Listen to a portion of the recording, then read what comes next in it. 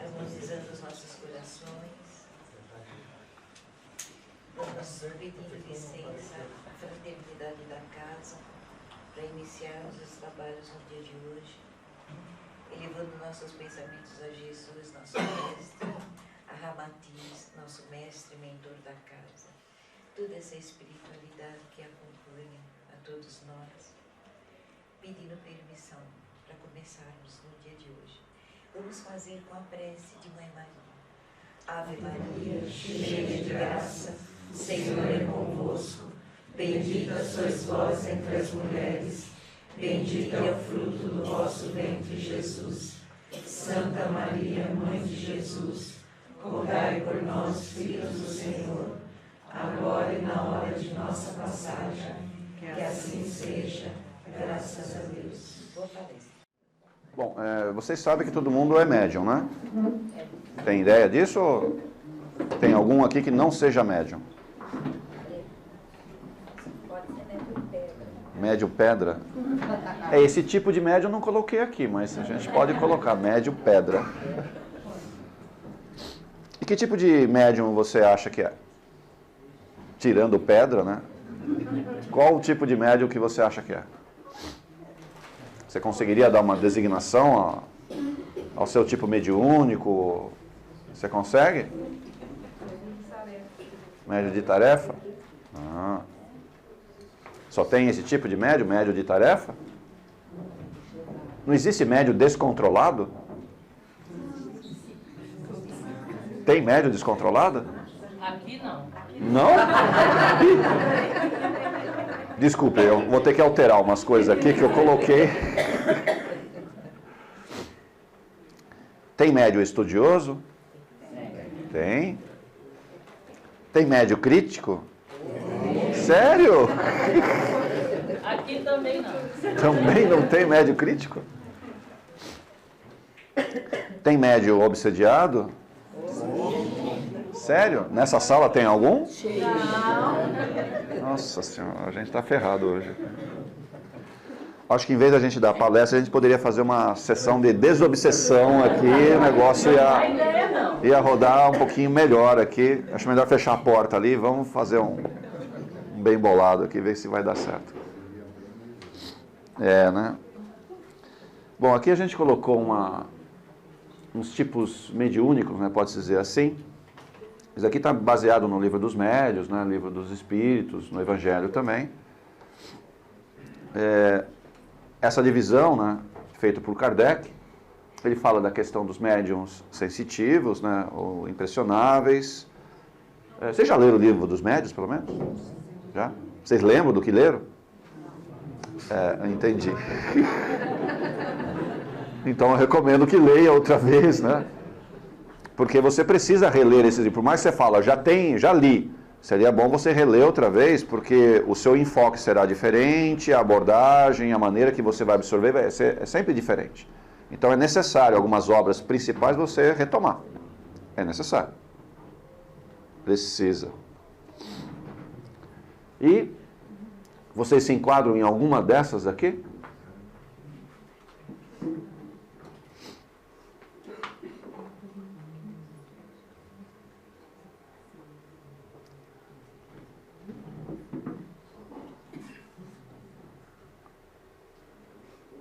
Nenhuma delas? O médium falante não é bem o que está escrito aqui, tá? É o médium que fala pelos cotovelos. Que nessa casa também não tem, né? E aí tem mais alguns aqui, ó. Calma que a listinha...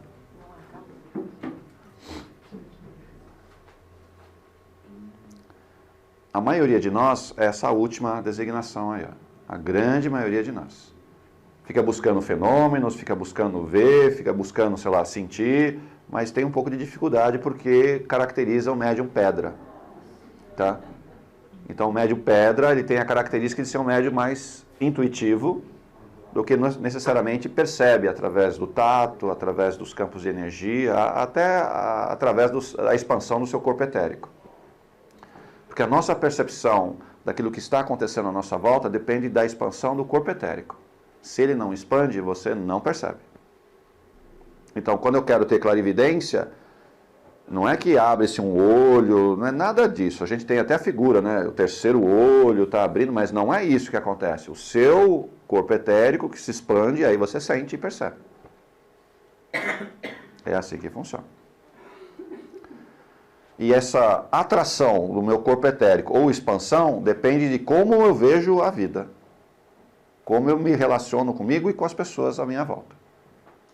Então, se eu tenho facilidade de sentir o outro, ou seja, de perceber o outro, eu consigo expandir o corpo etérico. Se eu sou muito racional, estou sempre apegado às questões fenomenológicas, ou seja, sempre buscando fenômenos para acreditar, o meu corpo etérico ele fica mais juntinho, e aí eu não percebo, não sinto, eu tenho dificuldade de interagir com aquilo que está à minha volta. E quando eu libero um pouco a minha mente da questão racional, da questão da lógica, ou seja, deixando perceber ou deixando se sentir, consequentemente o meu corpo etérico se expande um pouquinho, que a gente chama de aura, né? Você chama... É o campo magnético nosso. Ele expandindo, aí você percebe o campo magnético do outro, ou do ambiente, inclusive. E é interessante que quando esse corpo etérico ele expande, ele permite a abertura do futuro e do passado. E aí você consegue viajar pela mente, né, para o futuro e para o passado. Aí você consegue perceber coisas que provavelmente vão acontecer e vai lembrar de coisas dessa vida ou de outra vida, porque você expandiu o seu corpo etérico. Ele libera as amarras do meu córtex cerebral.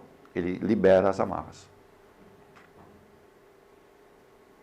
Por que a gente pode ver o futuro? Oi? Por que eventualmente um médium pode ver o futuro? Porque, de acordo com a física quântica, é uma probabilidade da nossa existência. Mas é apenas uma probabilidade. É uma Quer dizer que probabilidade. não aconteça. Nunca é exato. Aquilo que a gente vê é provavelmente o mais provável possível. Mais provável. Mas se eu, hoje, nesse instante, tomar uma outra decisão ou um outro campo de energia, esse futuro pode mudar drasticamente. Mas essa probabilidade sempre ela está sendo mostrada. Nós que não percebemos. E quando vem uma entidade perto de nós, ou mesmo nos dar uma consulta, né? Quando você procura uma entidade para se dar uma consulta, o que ela está falando para nós? Ela está lendo o nosso futuro e dando a consulta. É isso que ela faz. Mas não é somente as entidades boazinhas que fazem isso.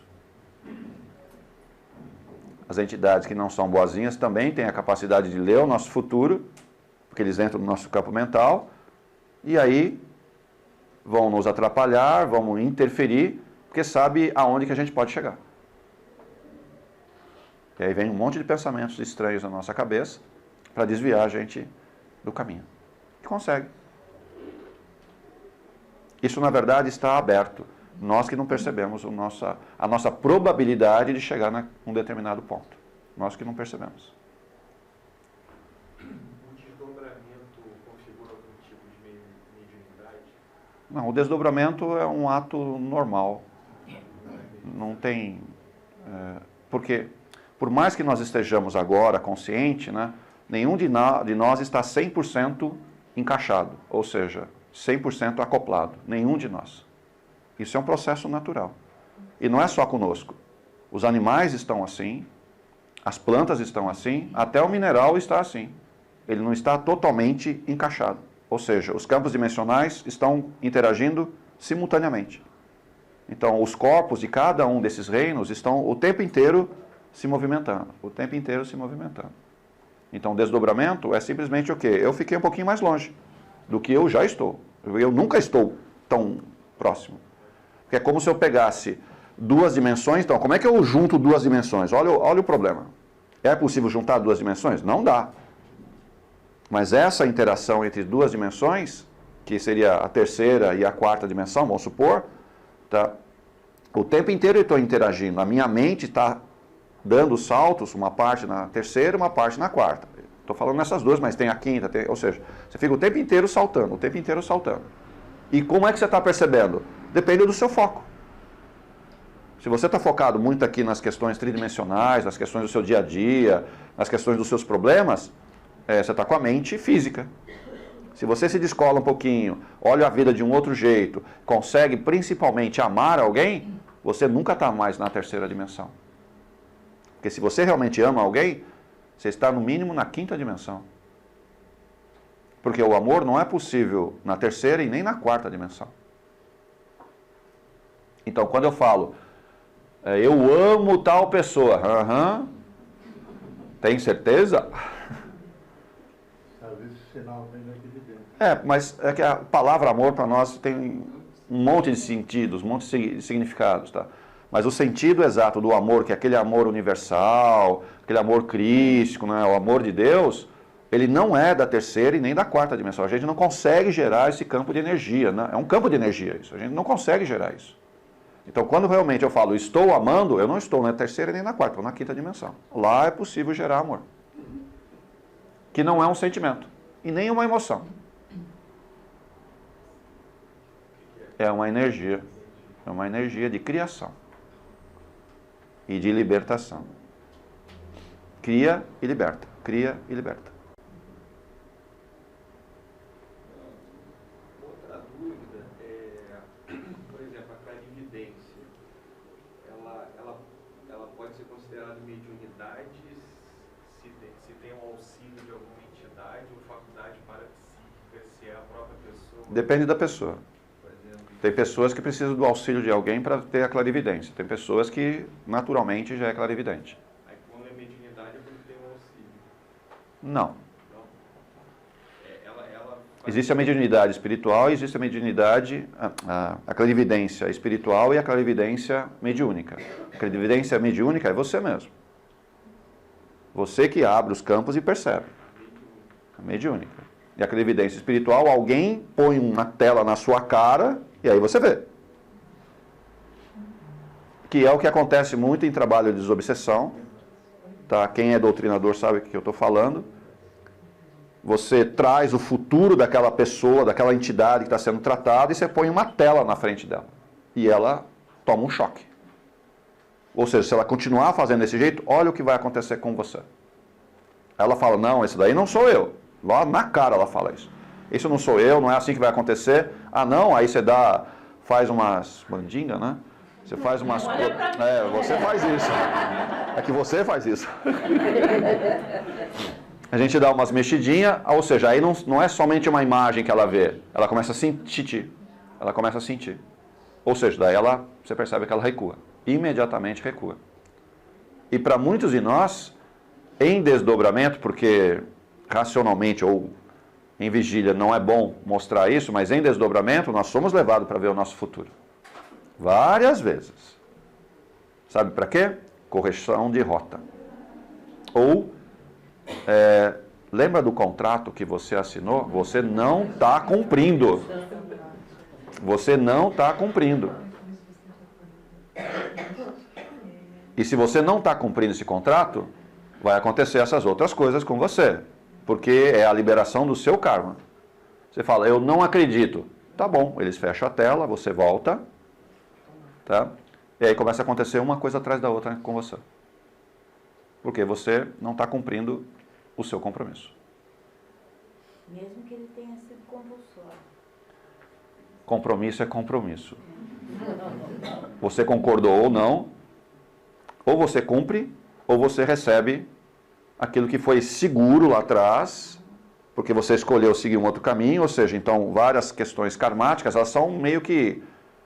fica em stand-by, né? Fica quietinho lá, e elas não são liberadas, e a gente vai seguindo o caminho. A gente desviou demais, fala, não vou segurar mais isso. Aí tira e vem. E aí são questões físicas, questões monetárias, questões de relacionamento, questões psíquicas e até mediúnicas. Aí vem tudo. Posso fazer uma Sim. a respeito da mediunidade? Quando uma pessoa... Tem pessoas que às vezes estão do nada, assim, tipo, por exemplo, lavando louça. E aí vê uma outra pessoa numa situação de dor, de desespero e de tal. Aí, uma pessoa que você não conhece, assim, que você já viu, vê de vez em quando, mas não tem, né? E aí, de repente, essa pessoa do nada tem AVC, outras que você vê, assim, e você sente alguma coisa e depois, com o passar do tempo, você vai perceber aquela pessoa que está com câncer. Como que é isso, assim? Às vezes você vê também sofrimento de uma pessoa, assim, e você sabe que é por conta de um filho, ou de alguém que, sabe, ou do marido, você sente aquilo, o que é isso? Então, acho que todo mundo aqui faz prece, não faz? Faz sua oração, acho que todo mundo faz, de um jeito ou de outro, mas faz sua oração. Por mais que você direcione a oração para Jesus, para Deus, sei lá, uma entidade qualquer, o seu santo aí, sei lá, você faz a oração, legal. Você acha que a oração, ela é só assim? Ela vai direto na pessoa? Ou vai direto naquela entidade, direto para Deus? Não. A oração vai para quem? Ela abre. Agora, quem é que está com a sensibilidade, né, mais apurada? Todo mundo vai escutar essa oração, inclusive você. Porque quando a pessoa está aflita, ela está com problemas, ela faz a oração. Se ela faz a oração, os médiums encarnados que têm um pouco mais de sensibilidade percebem isso. E não precisa estar perto, pode estar de outro lado, sabe? Mas quando você está na mesma faixa de vibração, você sente. Aí você fala, mas eu não tenho nada a ver com essa pessoa. É, mas a faixa é a mesma. Então você sente. É aquela sintonia do rádio, né? Você está na sintonia, a pessoa orou, tem a ver com coisas que eu tenho com ela, ou seja, você sente dela. Aí você fala, eu estou percebendo que alguém está mal, eu estou percebendo... A percepção é o quê? A questão da sintonia, porque a pessoa está fazendo oração, ou mesmo não fazendo oração, você consegue sentir o que os campos mentais nossos estão emanando. Então, o médium mais sensitivo, mais sensível, né, ele começa a perceber isso. Então, esse é o médium sensitivo. Sim. Tipo, também se uma pessoa está morrendo, e de repente você vê a necessidade de encontrar aquela pessoa, e você procura a pessoa o tempo inteiro na cidade, assim, então, e de repente a pessoa morreu naquele dia. Daí, A maioria desses casos, a visita foi feita à noite. Ela veio atrás de você à noite, que tem alguma relação, tem alguma coisa tem a ver com você. Não necessariamente é da família, não necessariamente trabalha com você, mas tem a ver com grupos espirituais que nós pertencemos, afinidades de outros momentos, de outras épocas. As pessoas nos procuram à noite. Você acha que a noite nossa eu fico babando lá à noite? Nenhum de nós fica babando. Você fala, por mais que você fala, não lembro de nada, né? Não percebo nada à noite, mas a maioria de nós sai do corpo e vai embora. E vai encontrar com essas pessoas. Isso seria uma coisa boa, mas também vai aprontar à noite também. Aquilo que você não faz durante o dia, que você fica se reprimindo, à noite você vai atrás. Também faz isso. Mas muitos desses encontros acontecem o tempo inteiro. E não precisa ser da família, não precisa ser de alguém que você conheça, você vai encontrar com pessoas. E aí você vai sentir, e aí quando você acorda, você tem uma sensibilidade ou tem uma necessidade de fazer alguma coisa. Porque o seu inconsciente começa a cutucar, faz. É como se fosse uma cobrança, né? E muitas vezes você fica desesperado, às vezes não dá tempo, ou não consegue encontrar aquilo que você está querendo. Outras estão em outro país. Mas você fala, mas como é que isso é possível? Eu estou falando, novamente, como é que a gente se une? Como é que a gente consegue? É questão da vibração. Você está na mesma faixa. Sim. O tempo inteiro. Todos nós funcionamos assim. Mesmo pedra. Antônio, e quando você vê uma pessoa assim, vamos supor, você trabalha num conglomerado. Conglomerado? Um conglomerado com muitas pessoas. Aí você tem uma pessoa que você não tem muita relação, mas de repente você encontra com ela assim e mandam te falar exatamente aquilo que a pessoa está precisando ouvir. E depois passa um tempo, a pessoa chegou para você e fala assim, teve um dia que você me falou isso, e isso que você falou foi que me ajudou. Então... E aí é uma história um pouquinho diferente, né? A maioria de vocês aqui fala, eu não incorporo. Ok? Esse negócio não é comigo. Todos nós incorporamos, sem exceção. até você. Mas até quando você está no elevador e encontra alguém, tá? Todos nós incorporamos, sem exceção. Só que existe o quê? Vários modelos de incorporação, é lógico. Você fala, mas eu não incorporo, isso não é possível. Aham, vai nessa. Não existe isso. Todos nós incorporamos. E essa incorporação muitas vezes é tão sutil que você fala, sou eu mesmo, que é você o quê? Alguém tomou a sua frente, alguém tomou a sua palavra, e você fala um monte de coisa que não é de você. E você não percebe que está incorporado nesse momento. E é interessante que na hora depois você perguntar, você lembra o que você falou? Não lembro. Você fala, mas como é possível? Você é retardado? Você tem algum problema mental que não consegue lembrar? Como assim? Isso é pura incorporação, pessoal. E ainda tem mais um detalhe, que é uma característica muito particular da incorporação mecânica, que é para escrever. Ou seja, você não tem controle de nada, você escreve sem nenhum controle. E esse não é para escrever, é para falar. Você fala sem controle nenhum. Pro bem e pro mal, né? É aí que está o Esse dilema. é o problema. Você acha que é somente um espírito de luz? Vou falar, vou me aproximar dela, para ela falar para ela, porque ela não consegue escutar, e ela vai falar, vai acontecer isso. Você acha que é só espírito de luz? Não. Os bichinhos mais densos também vão encostar em nós. E aí? Aí você fala, mas eu não vou ter controle? Tem, né? A pergunta é, qual a sua faixa de vibração? Qual a sua faixa de vibração? Se você tiver atacado, você imagina quem vai chegar em você, né? Então, o segredo é o quê? Não fique atacado. Tem hora que é difícil. Mas é simples, ó. Não fique atacado. Você fala, mas como é que eu faço isso? Então, não briga mais com ninguém, não xinga mais ninguém, não queira estrangular mais ninguém, tá? Não pode guardar nenhum rancor de ninguém. Ou seja, se você faz essas lições de casa, quem é que vai ficar perto de você? Um espírito mais iluminado. Consequentemente, você vai ser intuído, inclusive, para falar coisas para as pessoas de forma mais positiva, mais alegre.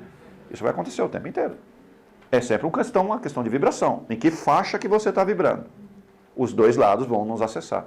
Isso é incorporação, sim. Por mais que você fale, eu não sou psicofônico. Você é. E não percebe.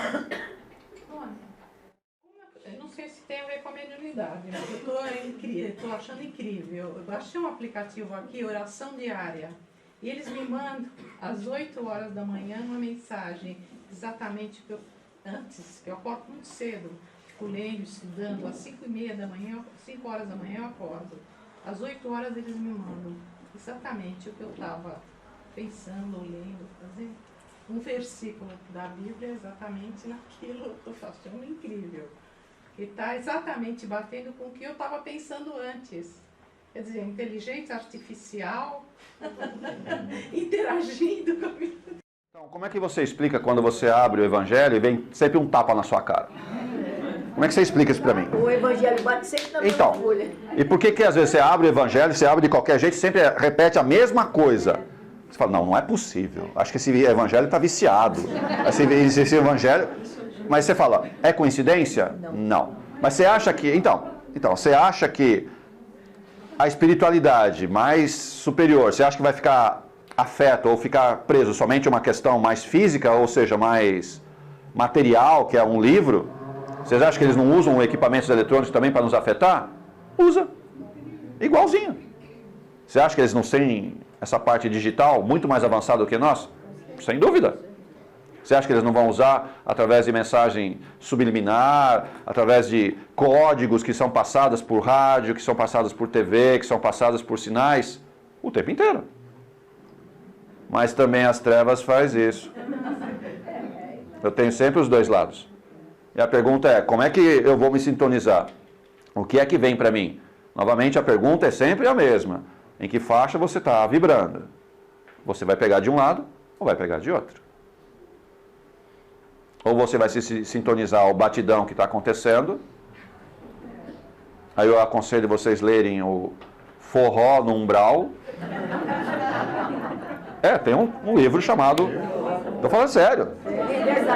Estou falando sério. Tem um livro chamado Forró no Umbral. Leia ele. Você vai ficar assim, não pode ser. Ou seja, está no comecinho do texto, né? Você vai lendo, você vai falando assim, eles fazem uma música repetitiva, né? E você entra num círculo e não consegue sair dele. E por que não sai? É vibração. E é interessante que a maioria que está nesse forró dançando são dirigentes espíritas.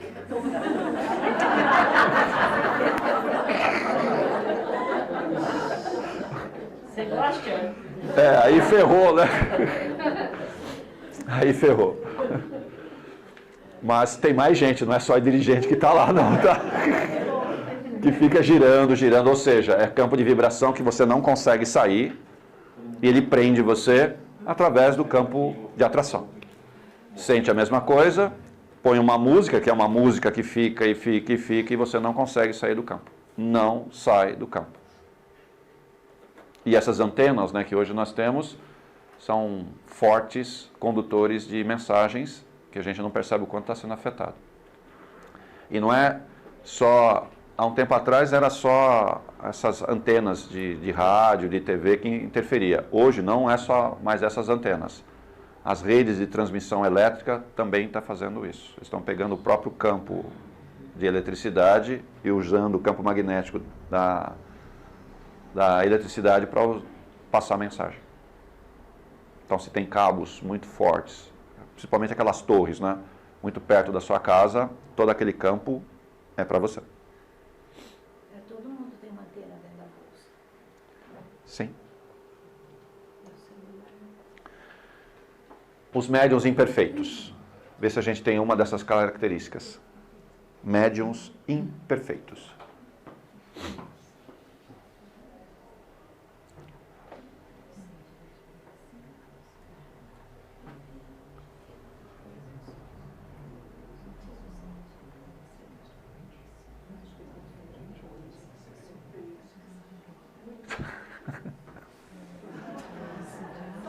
Não vai falar que é todos aí, pelo menos fala um ou outro só. Tudo bem, Cláudio? Eu estou pensando se abaixo de 5 é bom. O que seria o médium indiferente?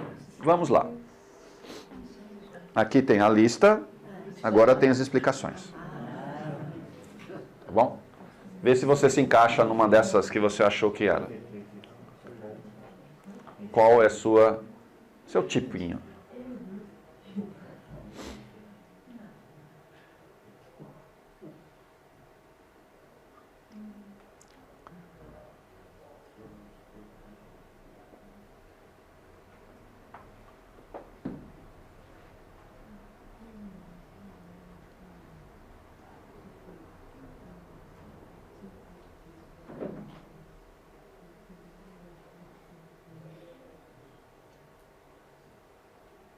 É interessante que a maioria dos médiuns que estão nessas condições não se percebe.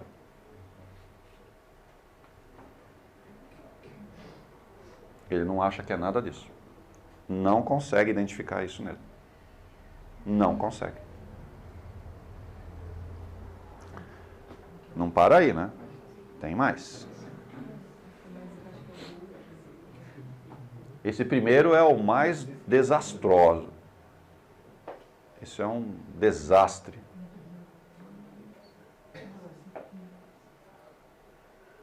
Se ter uma já é difícil, imagina querer ter todos.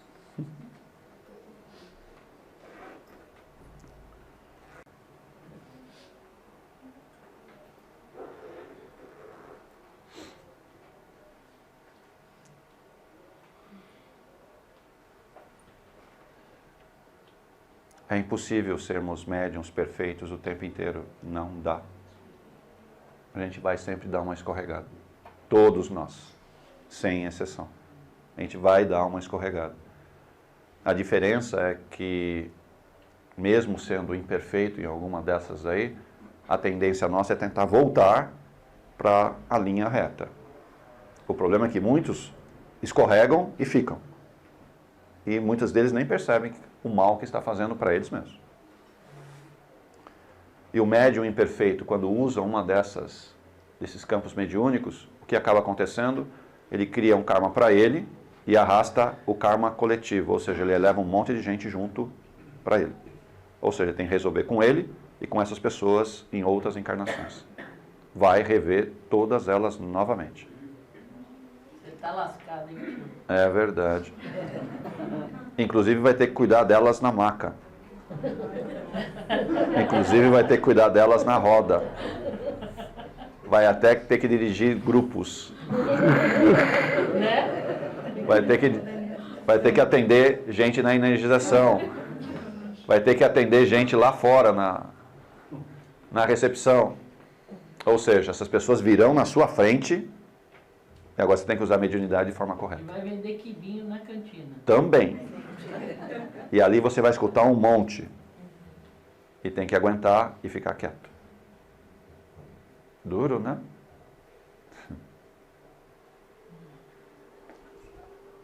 Tem esses daqui também, ó. Vê se estão nessa lista. Esses acontecem muito na nossa casa. Os profissionais aí são... Acho que a maioria dos centros, né, Fred? A maioria das casas espirituais tem esse médium profissional. Ele faz até direitinho a tarefa dele dentro de casa. Ele faz direito. É. Mas parece um serviço público, né? Você vai lá, presta o serviço e ó, acabou, fiz minha parte. É, só que não é só isso, né? Tem muito mais coisa. Muito mais coisa. Não há envolvimento, né? Não. É o que ele falou, tem que ter envolvimento. É, não tem isso. E tem muitos desses médiuns, inclusive a nossa casa também tem muito isso, além dos profissionais, tem esse daqui, ó, muito centrado no seu eu, ou seja, está muito preocupado com você. E o resto? Não, o resto eu não sei. Estou preocupado em resolver o meu problema. E aí tem uma lista de problemas, né? Uma lista de problemas. Mas quando a gente começa a trabalhar, as coisas melhoram. As coisas mudam, a gente sabe disso, certo? Mas a gente chega numa casa espiritual, certo? Desse jeitinho aqui, ó. Chega desse jeito. E o problema é que se eu ficar muito tempo desse jeito, na casa espiritual, aí pegou. Aí pegou. Eu tenho que encontrar uma outra saída. Lógico, eu chego assim, mas sabe, eu tenho que achar um meio de sair. Para ir mudando devagar. Que aí faz parte da minha redenção, faz parte da minha reforma, que é o processo natural. Seria o processo natural. Mas nem todo mundo faz isso, não. Continua do mesmo jeitinho, do mesmo jeitinho, do mesmo jeitinho.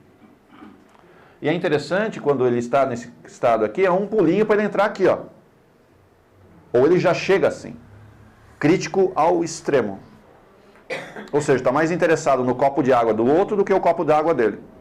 O dele está caindo tudo, e ele fica falando, ó, o seu copo d'água, olha a besteira que você está fazendo, ó, está tudo errado aqui. Tá bom, faz o seu. Faz o seu. E tem vários aqui que tem uma criticidade assim muito forte.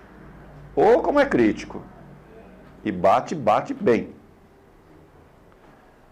E não entende que se está presente numa casa como a nossa, ou até nas lidas diárias, dentro da sua casa, ou no trabalho, alguém deu uma oportunidade para você, está permitindo que você erre novamente, e se você errar, volta lá outra vez e tenta mais uma vez. E ele não critica você. Ele espera que você ache o caminho. Sem crítica. Deus não nos critica. Jesus também não critica a nós. Mas nós criticamos os outros facinho. Mas quando olha para você, fala, eu não tenho nada disso. Eu estou na boa. E não critico ninguém, não. Tem mais alguém que seja assim, ó? O médium erudito ou o doente? Alguns aqui sabem muito. Como sabem? Facinho. Mas para colocar em prática, pegou. Pegou. E ainda esfrega o Evangelho. Até fala qual é o capítulo do Evangelho. Tá? Do Livro dos Espíritos fala até qual é a pergunta. Você fala, nossa, o cara é bom, hein? Agora, põe em prática isso que você falou. Vem aqui no dia a dia, põe em prática isso. Não consegue. Não dá certo. E a gente conhece vários assim. Nessa sala tem vários.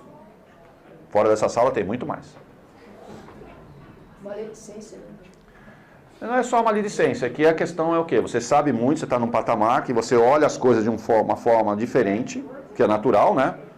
Mas você tem dificuldade de interagir, de trazer para a sua realidade e ajudar as outras pessoas como deveria ajudar pelo conhecimento que tem. Pelo conhecimento que tem. Tem dificuldade de se relacionar também. Muita dificuldade. Porque ninguém consegue subir ou ter um diálogo, né, uma discussão no mesmo nível que você. Agora, quando a gente abaixa a bola, né, aí você começa a interagir melhor. A relação muda, mesmo sabendo muito. Você tem que ficar no seu cantinho, fazer a sua parte, tá tudo bem. Tá? E quando for solicitado para fazer algo um pouco mais complexo, vai. Mas eu preciso dar oportunidade, não é para os outros, é para mim, de exercer aquilo que eu sei na teoria. Agora vamos usar na prática. Vários de vocês aqui, quando vai numa roda de desobsessão, é ali que está a prova de fogo, né? Já leu, já fez curso de doutrinador, fala, agora doutrina essa entidade. Não é a mesma coisa de um curso e de um momento que você tem que doutrinar o espírito. Não é a mesma coisa. Porque o curso que a gente faz, ele é sempre um básico. Não, eu fiz um curso avançado de doutrinação. Tá. É básico. Principalmente numa casa como a nossa, que a gente não lida com obsessão simples, tá? Nos centros espíritas, de uma maneira geral, eles tratam com obsessão simples. É bem mais simples você doutrinar uma entidade, ok? Porque ela vem, mais contida, e são entidades mais fáceis de você lidar. As entidades que vêm aqui não é de obsessão simples, é de obsessão complexa. Então, por mais que você tenha curso, por mais que você tenha vivência em outras casas, aqui é bem diferente. Eu não estou falando que a gente é melhor ou pior. Na verdade, eu acho sempre pior aqui. Porque a gente é meio descabeçado e vai. Tá? Mas a gente não enjeita o serviço que tem que ser feito. Precisa ser feito? A gente faz. Tá? E por mais que a gente esteja preparado, ou seja, um bom conhecedor teórico, ou até vivência em outras casas, quando você se depara com os trabalhos que são feitos aqui nessa casa, você percebe que sabe pouco. Porque para lidar com certas entidades, lidar com certos campos de energia que aparecem na desobsessão, não é coisa simples, não. Por mais que você tenha se preparado, por mais que você tenha feito curso com essa menina aqui, tá? Você não está 100% preparado. E nunca vai estar 100% preparado. Aí você recua, né? Eu vou me preparar melhor para começar a trabalhar. Você já sabe o que você fez com você, né? E vários de vocês dão exatamente essa resposta. Não estou pronto. E o negócio vai enrolando. O negócio vai enrolando. Eu não estou pronto. Você nunca vai estar pronto. Eu tenho que, na verdade, baixar um pouquinho a minha bola e parar com esse medo, porque é o medo de errar. E eu sou um médium crítico, não gosto de errar e não aceito que o outro erre. Então, na verdade, eu tenho que começar a aceitar o erro meu. Sem culpa. Sem culpa. Porque eu me cobro demais. Demais. Vem aprender. E como é que eu aprendo de verdade? No dia a dia. A desobsessão é fortíssimo esse aprendizado. Cada trabalho, você fala, é sempre a mesma coisa. Está longe de ser. Bem longe de ser. Cada coisa que a gente aprende, cada trabalho aqui, a gente fica surpreso assim. Você fala, não é possível. Eu estou falando da desobsessão, que normalmente é o mais complexo, né? Mas a energização também não é diferente. Na maca também não é diferente. E lá fora também não é diferente. Tem dia que é uma maravilha lá fora. Tem dia que eu sou obrigado a parar a desobsessão aqui para limpar lá fora. É isso que acontece na prática. Várias vezes eu já parei aqui, vamos limpar o que está acontecendo lá fora, porque o negócio está pegando. Lá fora. E aí eu preciso ter pessoas lá fora que não briguem. É um treinamento para nós? Lógico que é um treinamento. Eu vou estar sempre calmo? Não. Tem dia que a gente vem aí virado mesmo, né? Acorda meio... Só que eu não posso descontar, né, em alguém. Porque eu já fui atendido aqui e eu preciso ajudar alguém que está chegando. Por mais que a pessoa nos desrespeite, que fale algumas coisas meio estranhas para nós, eu tenho que ficar quieto e entender que o problema dela é o problema maior que ela tem. Ninguém tem problema maior do que o dela. Por mais que eu ache que o problema dela é Mas o problema dela, que está chegando aqui na casa, é o maior problema que existe no mundo. A gente tem que cuidar dela. Lógico que tem pesos e medidas, né? A gente sabe disso, mas a gente tem que acolher essa pessoa. Depois, com o tempo, ela vai perceber que o problema dela não é tão grande assim. Mas como é que ela vai aprender? Ela tem que conviver, né? Ela tem que conviver. Tony, eu posso dar um exemplo que aconteceu ontem na roda? Ontem. Tem tudo a ver com isso. Tem um monte de exemplos, né? Se for, cada dia é um atrás do outro, assim. Pode? Pode. A gente pegou um caso ontem, o doutrinador me chamou para ele assim, e eu não estou conseguindo sensibilizar o assistido. Ele faz os pactos e não consegue aceitar que está errado. O assistido desdobrado. Desdobrado. Aí eu comecei a conversar com ele e fiz aquilo que você falou, pedi para ele sentir a energia que ele usa. Isso. Ele trabalha numa casa espírita. E eu coloquei a energia que ele usa na casa espírita em cima dele para ele sentir o que ele faz quando ele faz os pactos. Aí o cara começou a sentir dor. E aí tinha uma entidade, eu pus um outro médium e puxei a entidade que estava atrelada a essa situação. Quando essa entidade chegou, eu pedi para o doutrinador continuar com o assistido e fui conversar com ele. Aí eu falei assim para ele, meu irmão, você quer ajuda? Ele falou assim, ele não falou nada, eu não perguntei nada. Você quer ajuda? Ele falou assim, eu sou o Belzebu e você é quem? Eu falei, você é quem? Eu sou Belzebu e você? Eu falei, eu sou alguém insignificante, que não tem importância nenhuma. Falei para ele. Porque ele veio colado pro embate. Quando eu disse isso para ele, eu percebi que ele perdeu o chão. Sabe? Quando você percebe que ele titubeou, porque eu acho que o cara nunca tinha escutado nada parecido na vida. E foi neste momento, quando eu disse isso para ele, que ele perdeu um pouco daquela postura aguerrida, que a gente começou a conseguir o diálogo. E aí a gente conseguiu tratar essa entidade. Mas assim, é muito interessante, porque a primeira reação normalmente, nossa inclusive, é ir pro embate, né? O cara fala, eu sou Belzebu, você fala, eu sou melhor que você, né? Não, na hora veio uma intuição, eu falei, eu sou alguém significante, que não tem importância nenhuma. Mas ele foi na hora a reação da entidade, ela perdeu, sabe quando até abaixa na cadeira? Eu falei, é aí que a gente vai entrar. E aí o grupo começou a tratar essa entidade, e a gente conseguiu atender. E eles têm muito disso, né? Dessa questão essa postura aguerrida deles, né? E quando a gente vai numa energia totalmente contrária, a gente consegue acessar aqui, né? E foi fantástico. Uhum. E tem, acho que, tudo a ver, né, com essa questão que você está falando. Foi bem interessante o trabalho. Para mim foi uma situação nova também. A maioria dos médiuns que estão se tratando na casa aqui, eu estou falando na casa porque a gente está aqui, mas em outras casas também é igual. Vocês sabem que o trabalho espiritual que é feito aqui, nas rodas, na máquina, iniciação lá fora, não é o suficiente para você. Você entende isso? A maioria não entende, não. Acha que é o suficiente.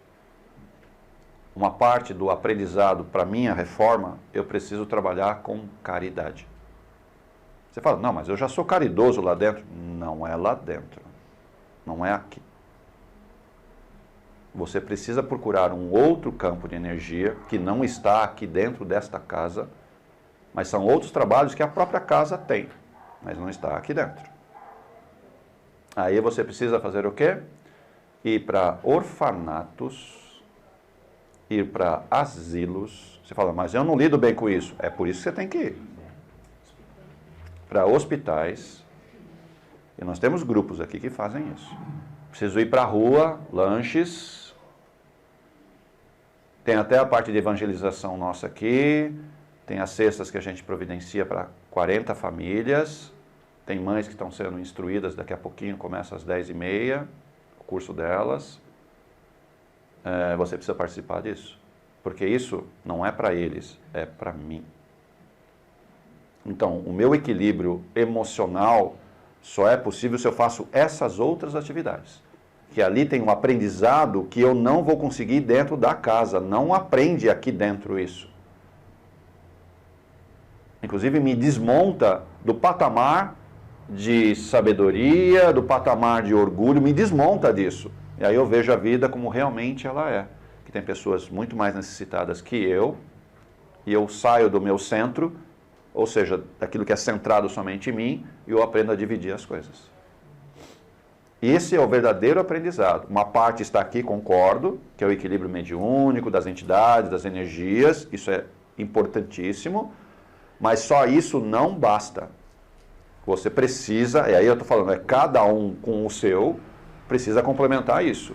Em atividades que estão, via de regra, fora da casa. Precisa ir nisso. Não precisa ser necessariamente atividades que nós façamos, mas é atividade que você precisa ir atrás para você ficar bem. Isso faz parte do quê? Daquilo que a gente chama de reforma íntima. Não adianta fazer um curso de reforma íntima. Tem até um livro, Reforma Íntima Sem Martírio. Olha só. Tem um livro chamado Reforma Íntima, eu não sei qual é o autor. Hã? Irmãs de Faux? Então, Reforma Íntima Sem Martírio. Legal. Mas eu fiz o curso, eu me reformei? Não. Lá é só, sabe, novamente, uma teoria que vem para mim, eu posso avançar ou não, certo? Mas eu fiz o curso, eu me reformei intimamente. Ah, é verdade? Então, para que eu consiga ter facilidade ou entender realmente as relações que nós temos, eu preciso fazer outras atividades, que não necessariamente estão dentro dessa casa aqui. Isso é para todos, sem exceção. O que é caridade para você?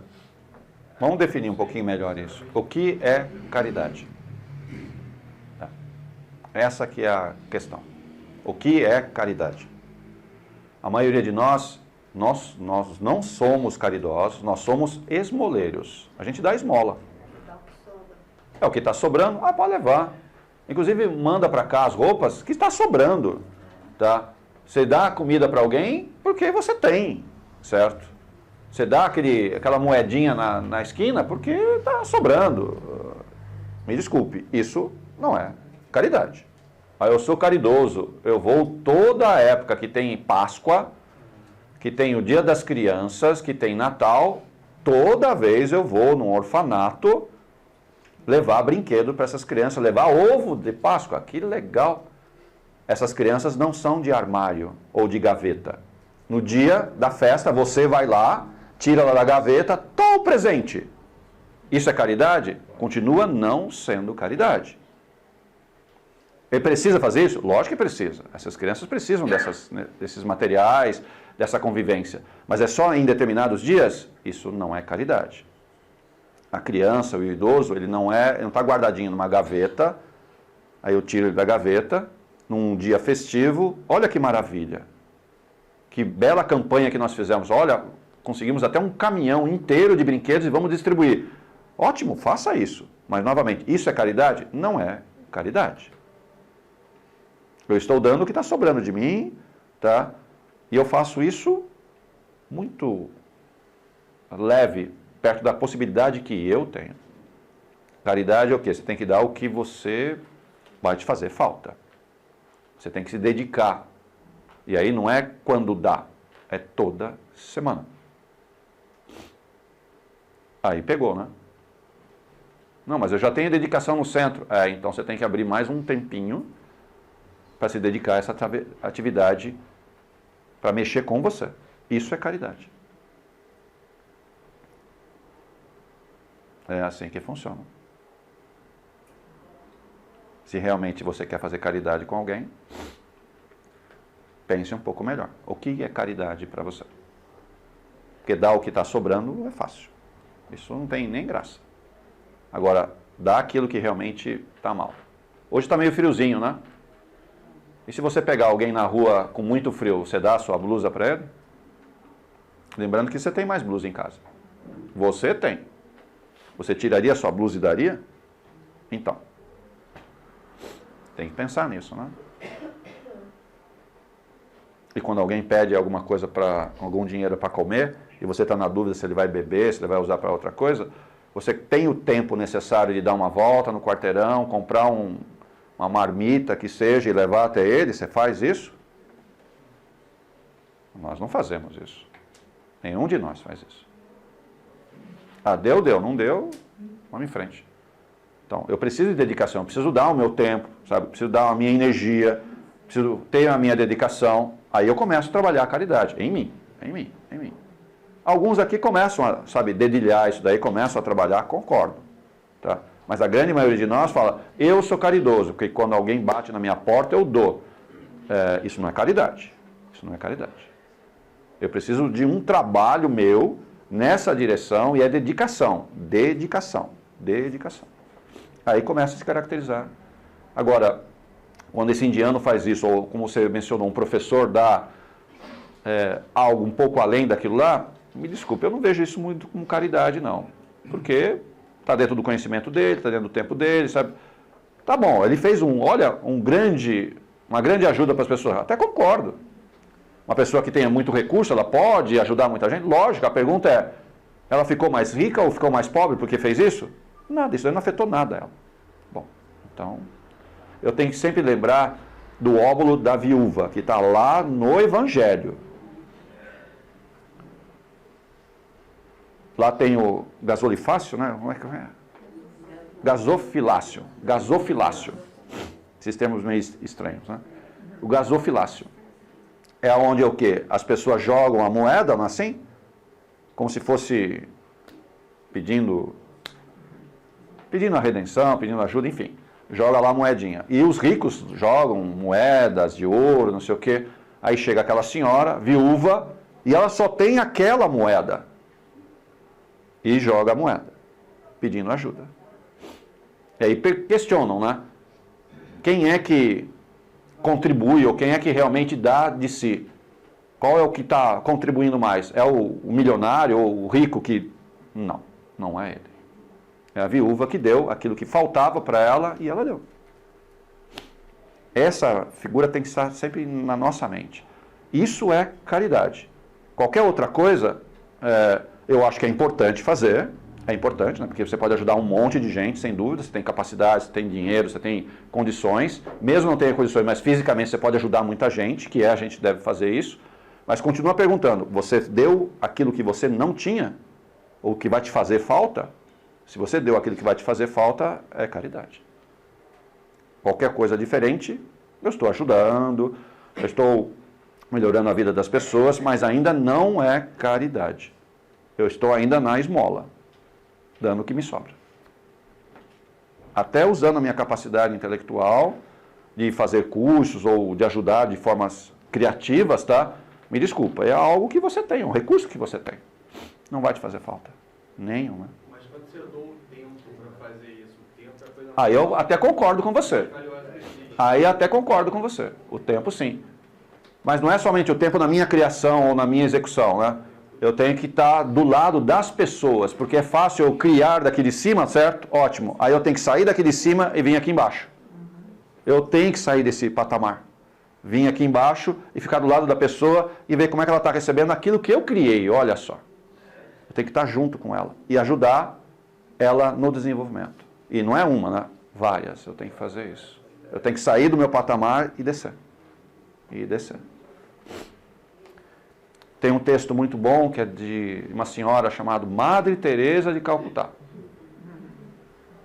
Tá? Tem um livro, tem até filme dela, não sei o quê. Agora, recentemente a gente teve a irmã Dulce também, né? Mas a Madre Teresa, né? Ela também começou de baixo, né? Ou seja, até meio que brigou, entre aspas, com a igreja, né? Porque a igreja falava, não, você tem que ficar no convento. Ela falou, não, mas o negócio não é convento, eu tenho que ficar na rua. Não, você tem que ficar no convento. Não.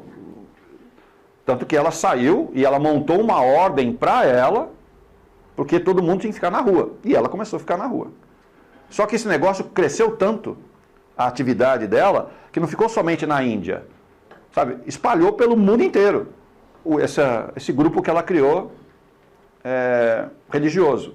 Cresceu no mundo inteiro. E aí você precisa o quê? Sabe, de recursos, precisa de uma estrutura. E num texto, num livro da bibliografia dela, mostra que eles fizeram uma reunião, se não me engano foi em Nova York, eu não lembro se foi em Nova York ou Londres, um desses dois lugares. Onde estava todo o grupo montado, né? Montando o planejamento estratégico, olha só. E ela com aquele jeitinho dela, uma senhora também que trabalhava com ela, vão para participar da reunião. A primeira coisa que ela pergunta é, quanto custa essa água que estão servindo aqui? E era uma garrafinha de Perrier. Tá. Ela pergunta, quanto custa? A pessoa falou, não sei quantos dólares ali. Ela falou assim, mas isso daí eu consigo dar alimento para uma criança para 1 mês. E vocês estão gastando aqui numa garrafinha de água? Falou, E todo mundo lá de gravata, todo mundo montando aquele planejamento de o que ia fazer com todas as séries deles, a instituição deles, que era uma coisa assim, cresceu de tal forma, né? Atendendo milhares e milhares de crianças no mundo inteiro. E o padre que estava ajudando a montar toda essa estrutura, né? Aí ela chega lá e fala assim, eu gostaria de falar uma coisa aqui para vocês, né? Ela falou, então pode falar, madre, né? Ela falou assim, eu estou acabando com esse negócio aqui. Eu falei, como assim? Nós ficamos anos preparando toda essa estrutura, esse planejamento estratégico, montando plano de marketing, plano de captação de recurso, tá? Falou assim, eu estou acabando com isso, porque eu não quero pagar essa estrutura que tem aqui, sabendo que esse dinheiro pode estar sendo investido para as crianças. Mas como é que vai ficar a estrutura? Nós vamos cuidar cada um com a sua unidade. E acabou com a reunião ali na hora. Todas essas pessoas que ganhavam uma grana razoável foram todas mandadas embora. E ela pegou todo esse recurso e direcionou o quê? Direto para as crianças. Aí o padre que estava ajudando olhou para ela assim e falou, eu acompanho você há quase 30 anos e só agora que eu entendi a sua obra. Ele vira as costas e acompanha ela e começa a dar comida para as crianças na boca. Esse é o nosso trabalho. Isso é caridade. O resto é só um complemento. Mas vamos falar de coisa boa, pode ser?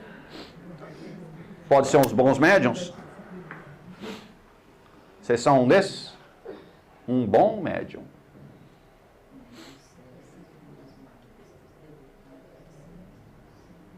Ela é leitora oficial?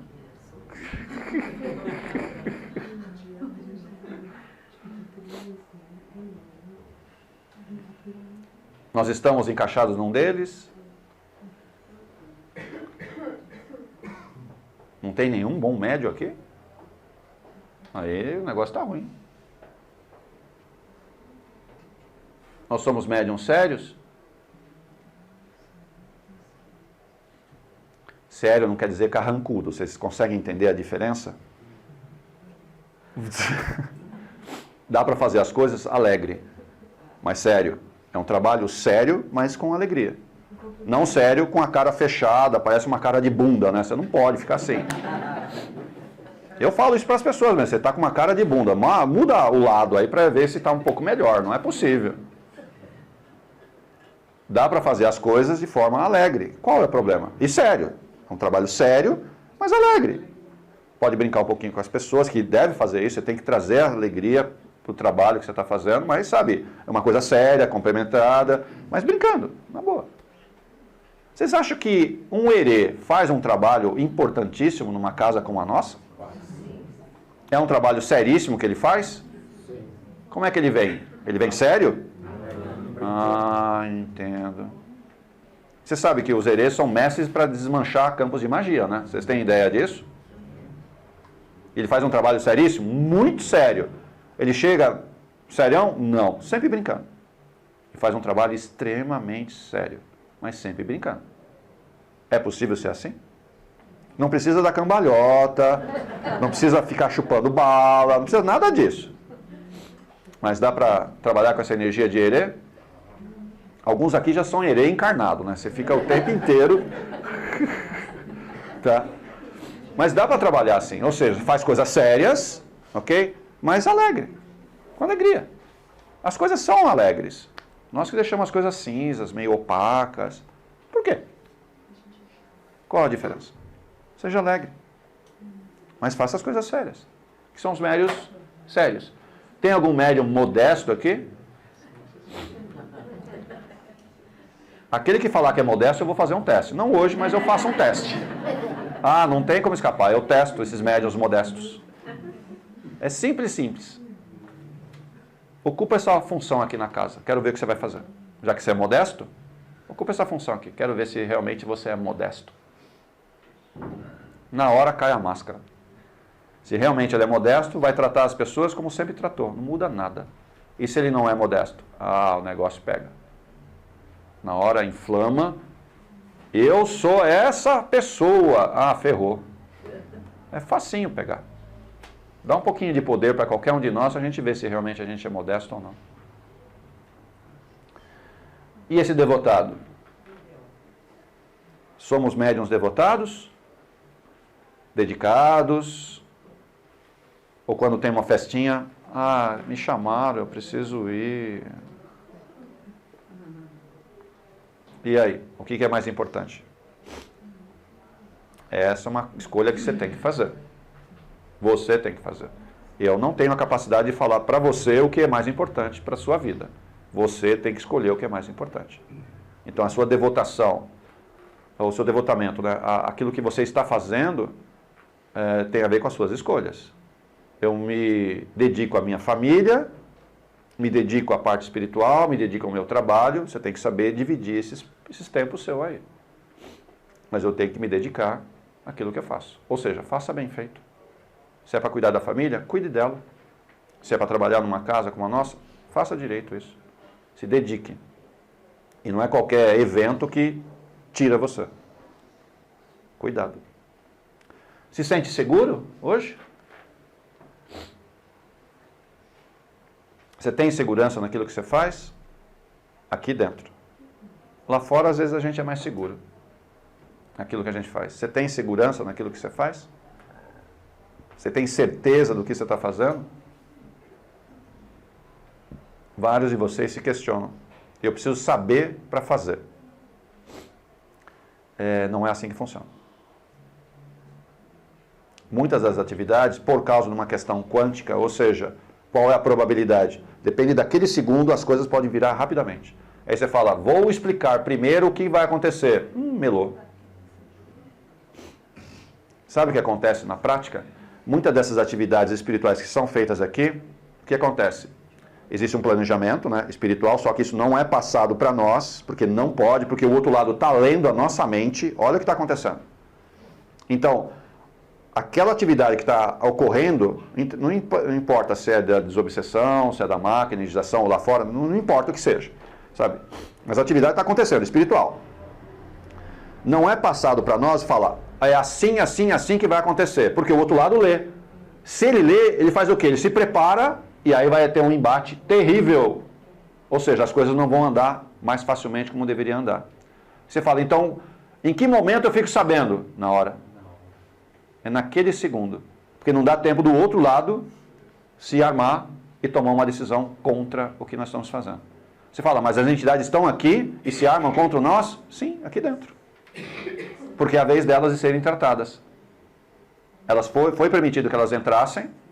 Você fala, mas elas podem causar alguma coisa aqui estranha? Pode. Mas é por isso que foi permitido que elas entrassem. Para ser tratadas. É a vez delas. E eu tenho que estar preparado para não entrar no campo de vibração e não ficar questionando demais como é que eu tenho que fazer. Me explica primeiro como é que eu vou fazer. Melou. Eu sei que vários de vocês, eu preciso entender. Eu preciso entender. Não vai dar certo, porque não é assim que a espiritualidade superior funciona. Eles não podem passar para nós, porque nós temos a mente de um cagueta, e é verdade isso sim. A espiritualidade superior e inferior acessa a gente com uma facilidade incrível, e a gente não consegue barrar, nós não temos essa capacidade de barrar, por causa do nosso campo mental está muito inferior ainda, então eles têm facilidade de entrar, tanto superior quanto inferior. Então falar, vamos fazer um mapa, montar um planejamento estratégico para você fazer. Não dá. O outro lado já se preparou e vai dar uma contra-resposta terrível em nós. Muitos de vocês estão fazendo o curso de apometria aqui com a Claire, né? Com a Marília, com a Vivi, com a Fátima. Vocês acham que do lado de lá também não tem curso de apometria? Tem. E eles estão aprendendo o quê? A mesma coisa. A mesma coisa. E aí, como funciona então? Aí você fica dando os pulsos para montar uma pirâmide de contenção E eles conseguem montar uma pirâmide em cima da sua? Sim. E aí, qual é a rapidez disso? Aí começa. Por isso que tem trabalho, sabe, que demora demais, porque discute demais no grupo e não vai direto para a ação. E vai, sabe, corrigindo rápido o que tem que ser feito. Quando você fica discutindo o que vai fazer, o outro lado vai se preparando. O que acontece? O trabalho fica demorado. Porque o outro lado já se armou, já colocou os seus campos de contenção e está só esperando você vir. Ou seja, você não vai vir com facilidade. E aí a roda diz, não estamos acessando. Lógico, deu tempo do outro lado se preparar. Você fala, mas então eu vou de qualquer jeito? Não, a pergunta é, você se preparou? Você se estudou? Você está com o coração querendo ajudar as pessoas? É isso que você está querendo fazer? Ou você está com raiva de alguém? Eu não posso vir para um grupo, sabe, eu quero resolver de qualquer jeito. Não, espera aí. De que jeito você quer resolver? Se quer realmente resolver na forma do amor, da compreensão e do encaminhamento, isso vai dar certo. Agora, se tiver com raiva e quiser fazer as coisas, vai melar todo o trabalho. Não vai dar certo. E se fizer só técnico, também não dá certo. Não dá certo. Ter o amor. Precisa. Porque a gente sabe, a técnica funciona com algumas entidades.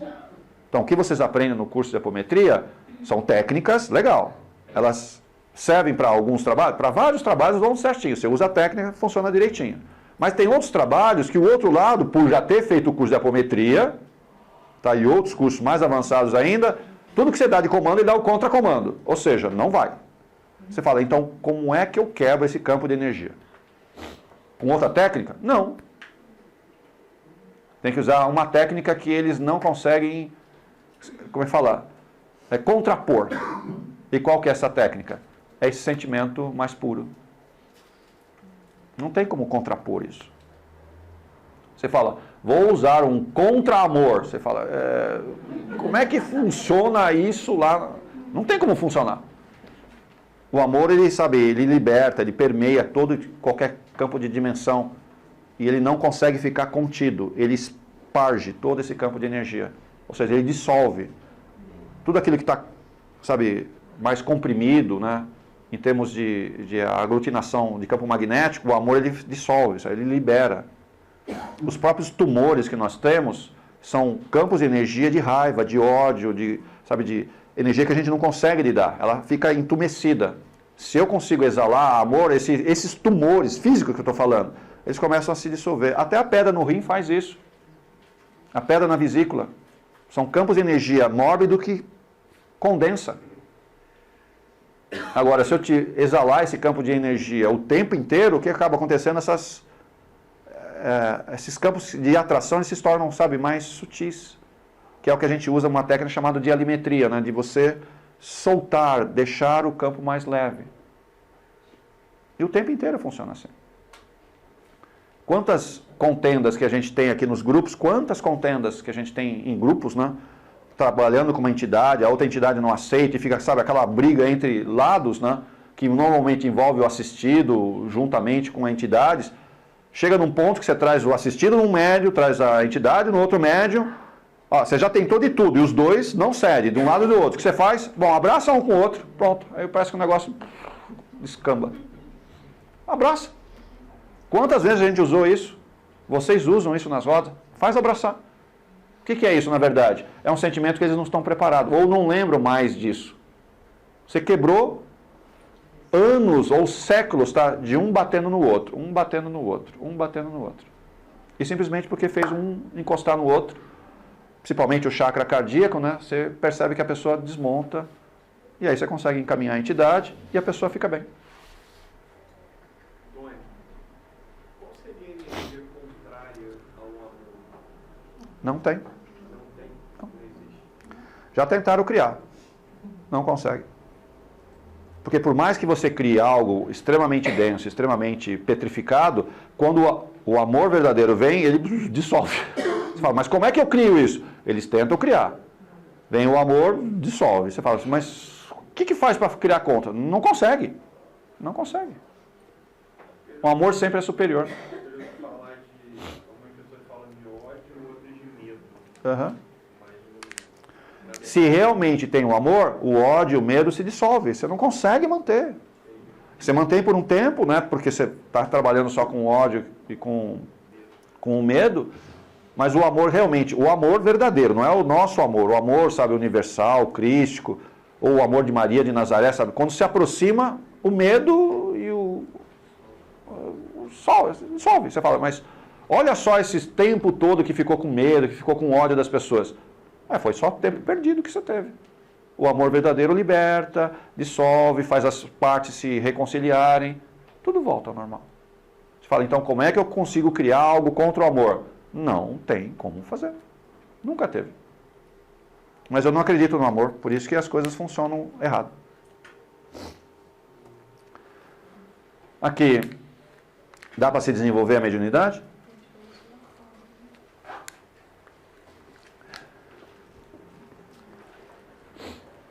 A gente consegue desenvolver?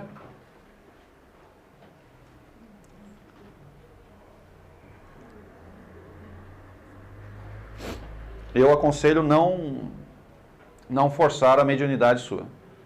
Vários de vocês me pedem, eu gostaria de ver as coisas. Não faça isso.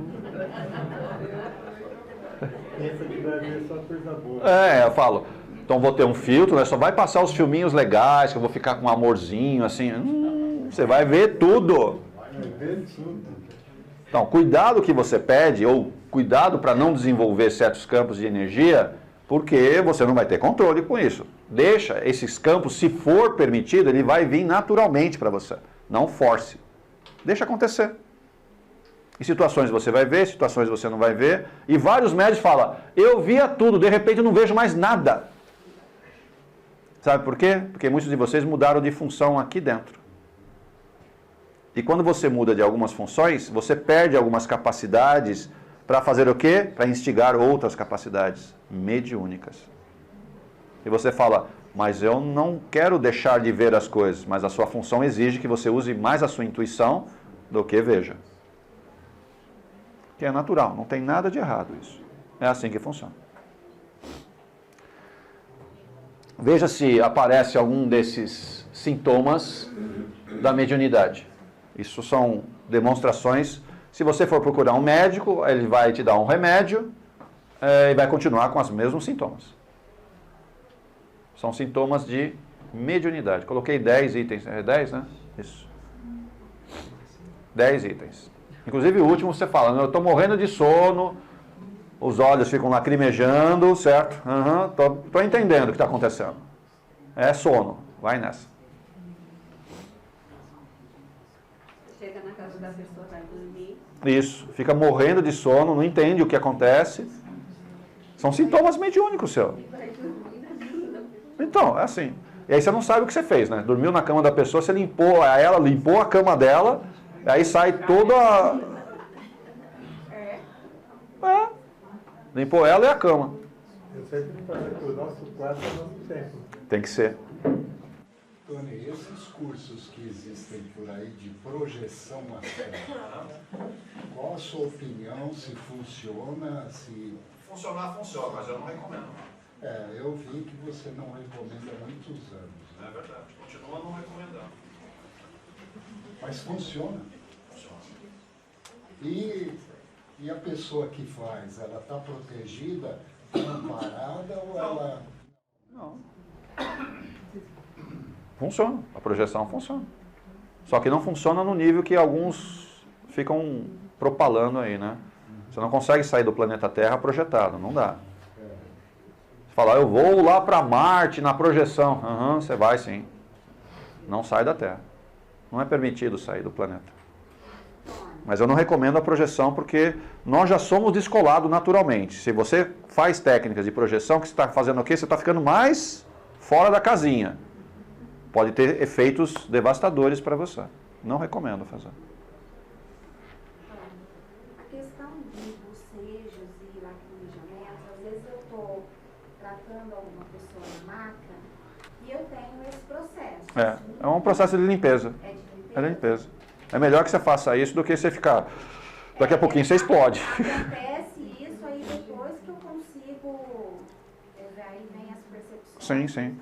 É processo de limpeza. Isso é processo de limpeza. Você está, na verdade, que vários de vocês são médiuns de arrasto, né? Ou médiuns saneadores, por mais que você não goste, é assim.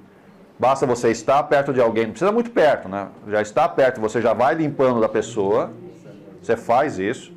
Ou às vezes até um ambiente, não tem ninguém lá dentro, tá? Ninguém físico, né? Mas não tem ninguém lá, você entra, você já começa a puxar tudo para você, porque nós somos médiuns, saneadores, de arrasto, certo? Você vai puxar. Você fala, a pergunta é, você faz o que com isso depois? Então, se você já tem esse processo natural, e tem mais outra coisa, pegando a deixa lá de você falar eletrônico, virtual, hoje você recebe uma energia do outro através do WhatsApp. Ok? Você fala, mas eu só recebi a mensagem, eu só abri, ferrou. Veio. Eu só falei com ela por telefone, você já começa a abrir a boca, já começa a ficar assim. Você fala, até virtual também esse negócio já acontece. Não é de agora porque a gente tem aparelho agora, mas ele sempre existiu. E o que faz? Então, a pergunta é, o que eu faço? Quando eu percebi que estou pesado, né? Assim, com sono, né? Eu chego a falar assim pra gente, eu quando conversar com você, que quando você chega, fica leve, é lógico, né? Mas o que eu devo fazer? Primeira questão é, se você sabe como se limpar, ótimo. Muitos sabem como se limpar, sabe? Do mesmo jeito que você vai pegando, você vai se limpando. Mas muitos de nós não têm essa habilidade, ou não aprendeu ainda, então eu recomendo o quê? Vem pra cá. Vem pra cá. Estou falando pra cá, né? Porque a gente está aqui, mas pode ser qualquer centro. Vai procurar. Para alguns casos, tomar um passe já resolve. Para alguns casos mais leves, um passe resolve. Mais leves. Se não é tão leve assim, porque envolve, às vezes, campo de magia, campos de trabalho feito, ou seja, aí o negócio pega, um passe não vai tirar. Aí precisa fazer o quê? Um trabalho de desobsessão. Mas são casos e casos. Tá? E aí, se eu trabalho numa casa espiritual, certo? Constantemente eu estou sendo limpo, né? Basta que você trabalhe e você já começa a ser limpo. Que é o processo natural nosso. A questão da apometria, a técnica, existe uma possibilidade do doutrinador aplicar essa técnica da apometria e de alguma forma camuflar o problema? Como assim? Seja mais específica. Eu vou usar um exemplo. Ontem foi aplicada uma técnica de apometria. E eu tive uma percepção. A hora que eu tive essa percepção, que eu fui falar pro doutrinador que estava aplicando, ele falou assim, 1 segundo, é rapidinho, ele já encapsulou mais um monte de coisa. Eu até brinquei que eu acho que eu estava desdobrada e ele encapsulou até eu e... E eu fui embora mal, eu não fiquei bem. E assim, eu não tô legal até hoje. Então eu acho que foi feita alguma coisa errada. E no caso, né, nessa situação, depois eu até conversei, eu acho que teria que ter sido aplicado o amor ali, não a técnica. E na hora que eu fui expor a percepção, ele encapsulou o restinho que sobrou e eu acho que eu fui junto.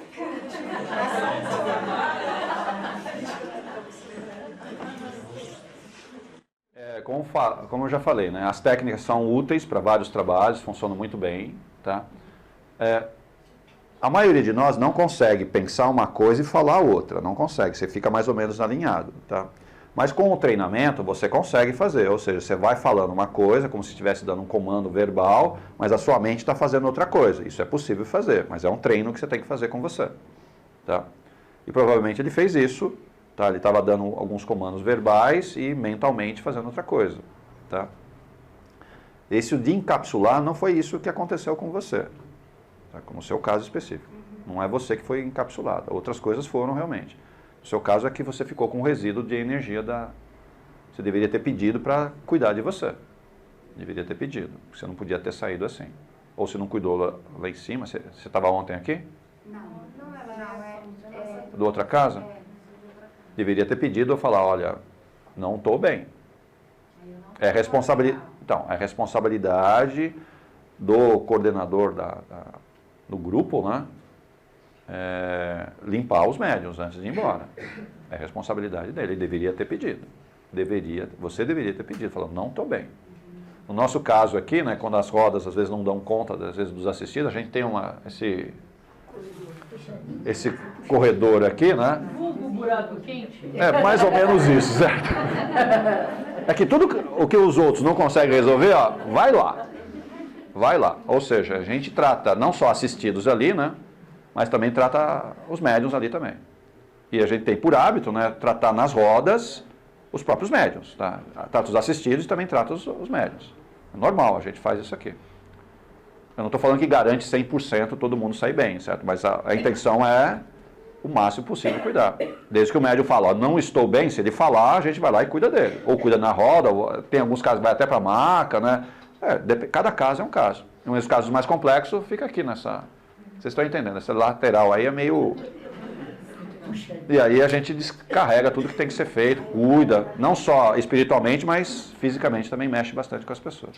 Os médicos que são ali, que ficam aí, normalmente são treinados, já passaram pela roda, para energização, na maca, ou seja, já tem uma certa experiência e a gente coloca alguns médicos mais experientes aí.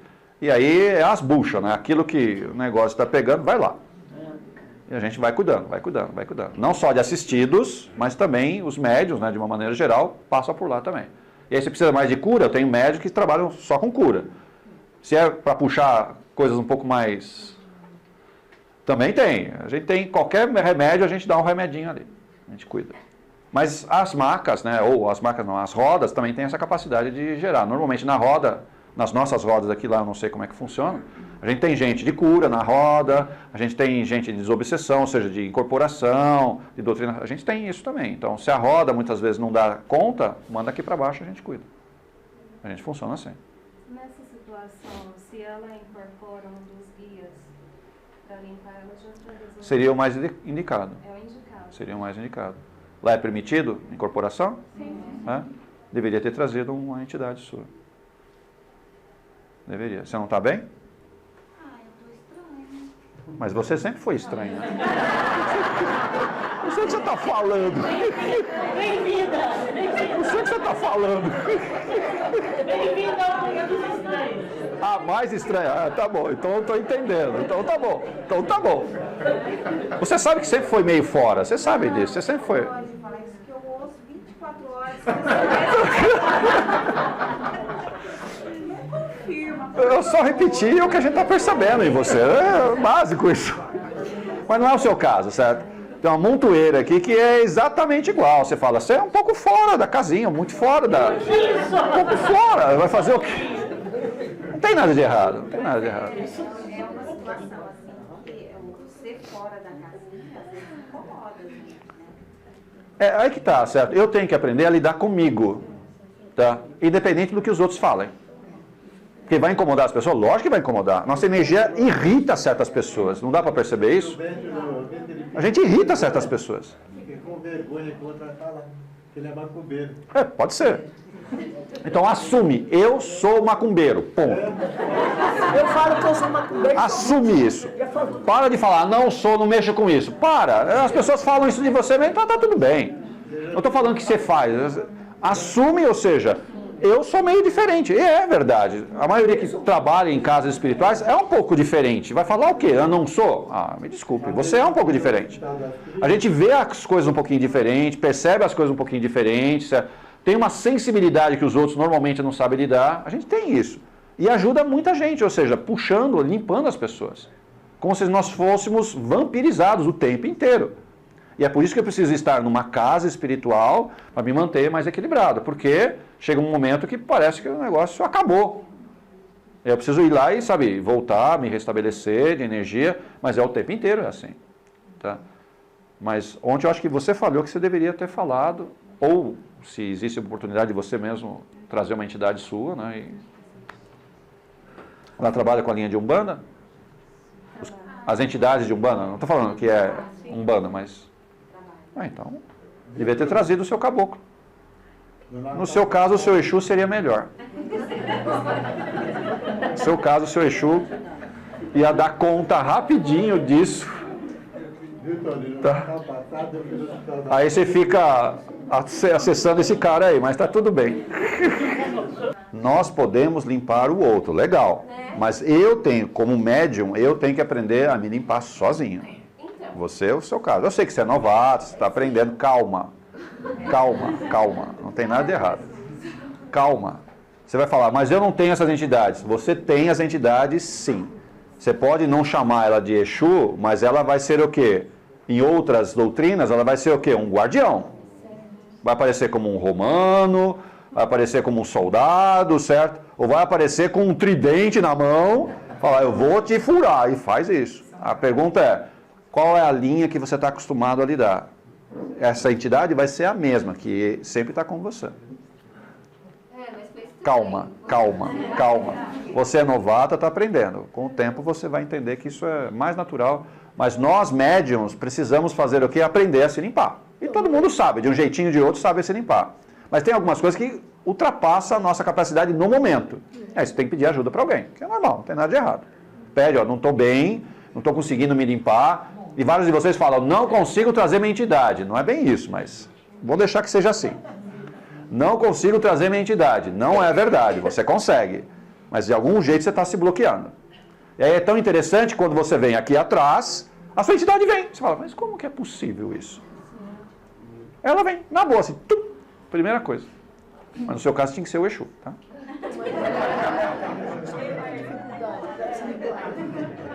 Aí nesses sinais de mediunidade... Sim, outros sinais aqui, né? Eu tenho uma amiga que...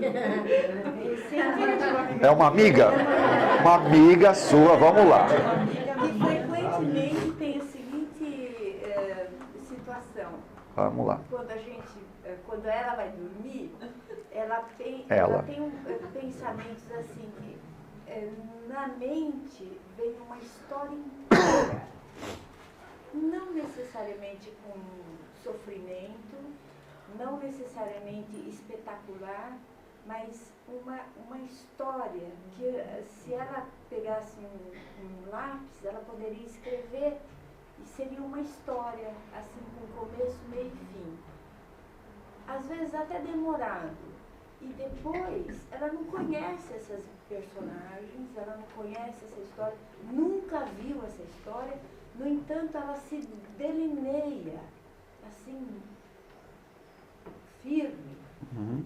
E se ela não toma nota, a história vai embora. Que característica tem? Isso é uma mediunidade? Não, é um São campo que não está aí. Estranhas? Não são estranhas. Não são, né? Só está abrindo um arquétipo seu, ou uma personalidade múltipla, coisa que você já viveu. Só isso. Da minha amiga. Mas da sua amiga, eu falei errado, desculpe, da sua amiga, da sua amiga. Isso então não é uma característica da mediunidade. Não, isso não tem a ver com a questão da personalidade. Personalidades múltiplas, de acordo com o Godinho, são as vidas que nós já tivemos. Isso fica no nosso inconsciente, certo? Que faz parte hoje da minha vida. Tá, e muitas delas são liberadas normalmente à noite quando a gente está dormindo. E a gente volta para tentar refazer ou reviver coisas muito antigas que são importantes para nós. Algumas têm que ser tratadas e outras têm que ser trazidas mais perto, porque elas sempre nos ajudaram. Personalidades daquilo que eu já fui. Então, posso fazer uma pergunta? Vai. Personalidade? Minha amiga mandou perguntar. A minha amiga mandou perguntar. A sua amiga, vai lá. Hoje a gente está cheio de amigos aqui, né? Eu tenho uma dúvida. Se eu passar uma malha na pessoa que está na maca, certo? Eu estou tirando as PM, a sub dela. Eu acho errado isso. Não tira a sub. Não tira? Não. Porque lá eles falam que tira a sub e está puxando a sub e a PM. Não tem que ser tratado isso? Não tira a sub. As subpersonalidades e personalidades não se tira. Você tira miasmas, formas de pensamento, larvas, nem aparelho sai. Não sai? Se for implantado com magia, não sai. Porque é superficial, a malha tira. Por mais que ele fale, saiu tudo, olha direito. Não está saindo. Implantes com magia, tá? Ou campos magísticos, subpersonalidades ou múltiplas personalidades, não sai com malha. Você tem que fazer um outro trabalho. Normalmente é desdobramento, normalmente você tem que ir na quinta dimensão para mexer nisso, e a maioria de nós não está preparado para trabalhar na quinta dimensão. Vai trabalhar no éter refletor do etérico, que é uma cópia da quinta dimensão. E eu acho que estou mexendo na quinta dimensão. Olha, eu mexi na quinta dimensão. O éter refletor é só uma cópia da quinta dimensão. E eu fico só no etérico. E nem percebi.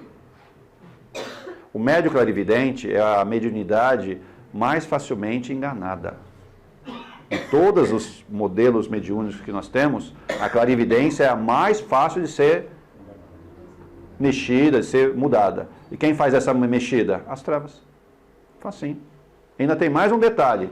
A nossa personalidade interfere na nossa clarividência. Aquilo que eu estou vendo, às vezes, não tem nada a ver com esse momento. Tem a ver com o momento da minha vida lá de trás. Eu acho que é agora.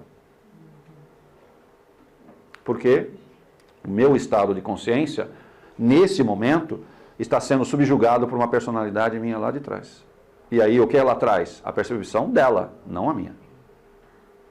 E aí fala, inclusive nos trabalhos, olha só o que eu estou vendo. Você não está vendo nada disso aí. Você está vendo o que? A sua personalidade lá de trás. E normalmente de alguns séculos.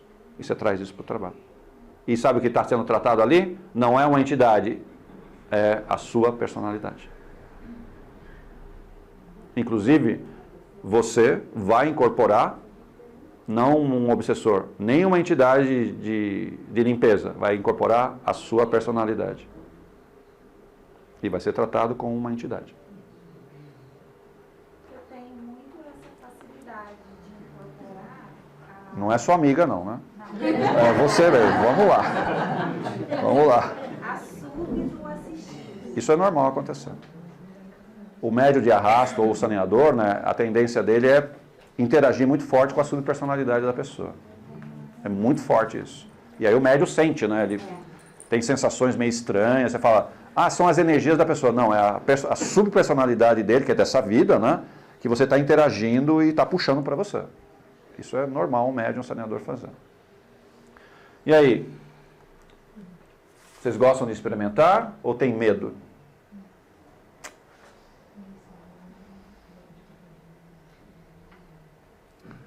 Diante desses sinais, dessas coisas que estão demonstrando que você é médium, você tem coragem de experimentar? Tem outro jeito? Não. Não tem outro jeito. Se não experimentar, não vai entender. Não vai dar conta disso. Precisa experimentar. Você fala, mas eu não quero. Tá bom. Vai chegar um momento que você vai experimentar. Você pode fazer. Não sei se você vai aguentar essa, mas deixa para outra. Não sei se você vai aguentar, mas deixa.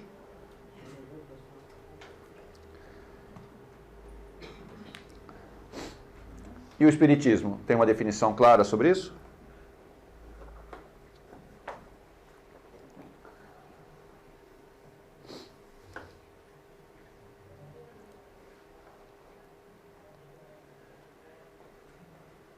Então, cuidado. A gente fala muito de mediunidade, que tem a ver com um médium moralmente equilibrado, não sei o quê. Não tem nada a ver. Mediunidade não tem nada a ver com as questões morais do médium. Nada a ver. Na verdade, é um grande teste que está sendo feito comigo, para ver o que eu vou fazer com ela.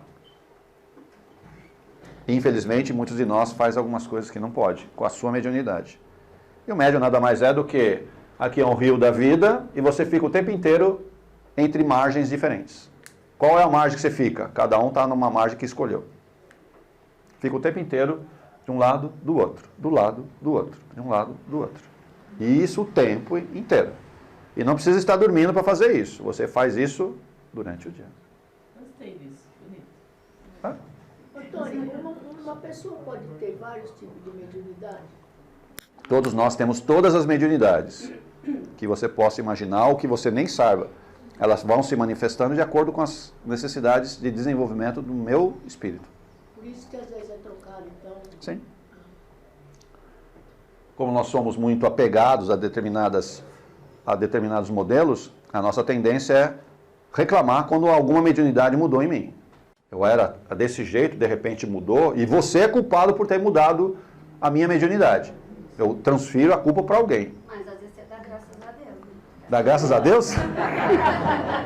Também pode acontecer. Também pode acontecer. Manuel Filomeno de Miranda, né? Ele fala um pouquinho da mediunidade. Né?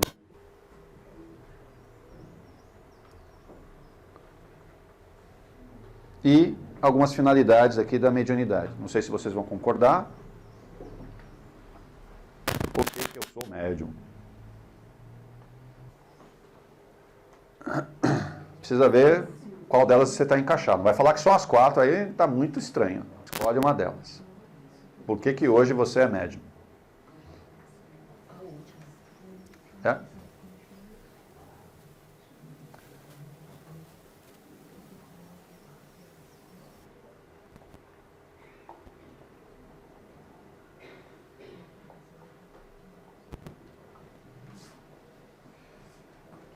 Calma. Eu nem estou ligado no horário.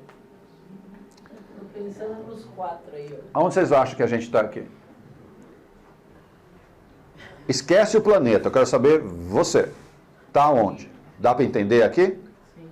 Está mais no montinho aqui, que seria as provas, né? Expiações. Você está aqui nessa transição, ou seja, ou você está aqui já estou regenerado. Já estou bem. E aí? Já está regenerado? Não? Tá bom, tá bom. Para a maioria de nós médiums, existe uma confusão muito grande na nossa cabeça, no nosso campo mediúnico. Tem muitas coisas envolvidas desse lado, já tem coisas desse lado, mas tem um meião aqui que não é bem uma falta de definição, ou seja, nós estamos numa passagem vibratória e dimensional também. E isso afeta demais a nossa percepção, demais. Então, tem questões ainda que estão presas a resgates ou situações muito antigas, que eu estou, de um jeito ou de outro, me limpando. Tem situações que eu já consigo entender de forma bem clara, bem nítida, certo? Ou seja, já entendi, mas eu estou no meio. Não estou nem lá e nem cá. Eu estou no meio. Que é o processo de transição. Isso não tem como parar. Quando se fala das provas, elas são só as suas ou são as dos agregados? Depende. Eu posso ter provas pessoais ou provas coletivas. Se eu me juntei com você, mais ela, mais ele, e fizemos uma coisa junto, essa prova é coletiva. Se eu fiz sozinho, a prova é minha. Você acha que a gente sempre fez coisa sozinho? Você nunca esteve em nenhum exército? A sua amiga nunca esteve em nenhum exército?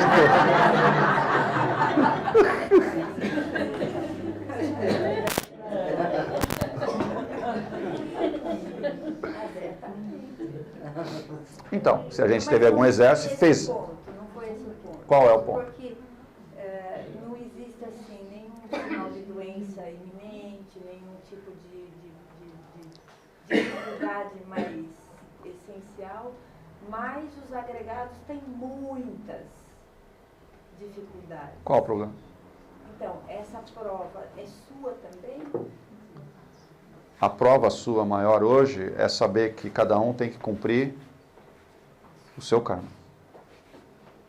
Suas escolhas. Pelas escolhas que fez. Essa é a sua prova. Aceitar isso. Não é fácil, né?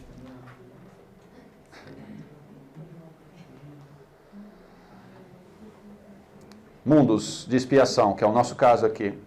Ele é um hospital? Sim. Um grande hospital.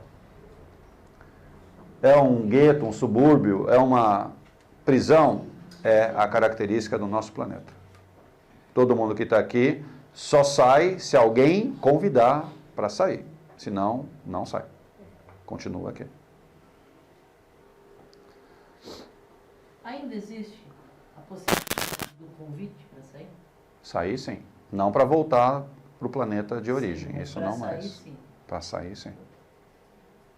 Que é exatamente a transição que vai ser... Não. São os espíritos abnegados, os espíritos que vieram com missão e suplantaram ou extrapolaram São os missionários. São os missionários. Esses têm a permissão de voltar ou ir para um outro planeta. Tem de voltar, inclusive. Ele pode escolher, eu quero voltar.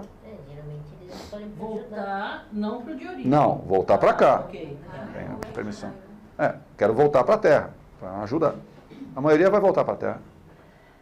Ô Tony, se mais passa nada, o dia que tiver tecnologia, for até Marte, os seres humanos vão desencarnar no caminho?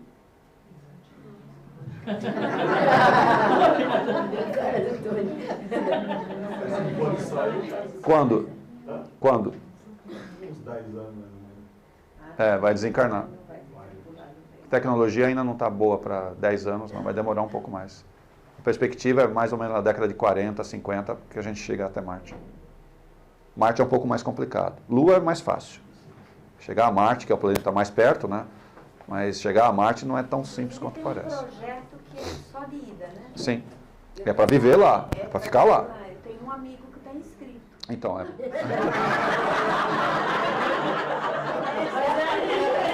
Tá bom, eu entendi.